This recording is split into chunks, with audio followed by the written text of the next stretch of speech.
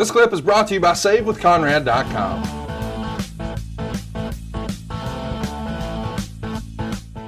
Let's talk about Royal Rumble 1990. We're finally here. Paul Roma is going to defeat the Brooklyn Brawler in 6 minutes and 13 seconds with a power slam. It's a preliminary match, a dark match, if you will. I believe the show was advertised locally starting at 3:45. So this is about 15 minutes before the actual show starts. Paul Roma's not a guy that we've spent a lot of time talking about. Of course, Brooklyn Brawler, the journeyman here with the WWF, the perennial enhancement talent. I want to ask questions about both of these guys. We'll start with Roma first. I think they've had a little bit of a resurgence in the last 5 years or so, online at least. Power and Glory feels like it's really Paul Roma's calling card in the WWF. Why don't you think Paul Roma had a longer, more sustainable singles run in the WWF? I just think that some guys are destined to be tag team guys and some guys are destined to be single guys. Paul Roma was better in a tag team.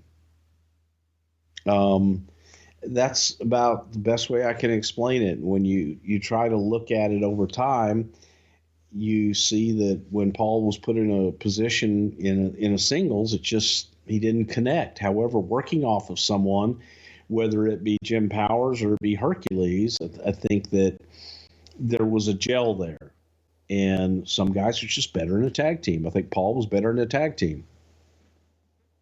Let's talk a little bit about his two tag team runs that he had with you guys. The Young Stallions, it's him and Jim Powers, and then Power and Glory in like 90, 91 before he wraps things up. And then he would pop back up for WCW, I guess in 93 or so.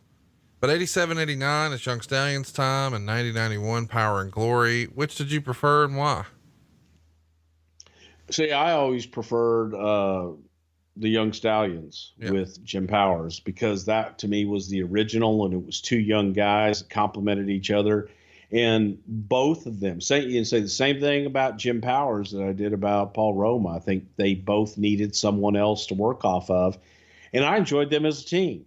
It's just not a whole lot of personality there beyond what they were. And putting Roma with Hercules, I just think kind of helped them both as well. It was different, just what's your preference. But to me, I like the original.